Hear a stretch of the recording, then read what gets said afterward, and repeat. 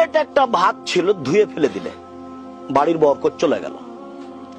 আঙ্গুলে একটা ভাঙা ভাত লেগেছিল, ওটা হাতটা ধুলে ভাতটা কি হলো, চলে গেল, বাড়ির বরকত চলে গেল। বুখারী মুসলিম। এই হাদিসটা এখন বুঝাতে পারছি কিনা আপনাদের? আঙ্গুল চেটে খেতে হবে, প্লেটটা চেটে খেতে হবে। যদি আপনার হাতটা ধুয়ে ফেলেন আর যদি ভাত চলে যায় তাতে, প্লেটটা যদি পানি ঢেলে দেন তাতে যদি ভাত চলে যায়, তাহলে বাড়ির বরকত কি হলো, চলে গেল। হাদিস বুখারী মুসলিম, আপনি মানতে বাধ্য। বরকত কিভাবে চলে যায় আপনারা বুঝতে পারবেন না। তখন রোজ খাবার নিচ্ছে মানুষের কাছ থেকে, কিন্তু দেখি বাড়িতে নেই, তার মানে বাড়িতে বরকত নেই।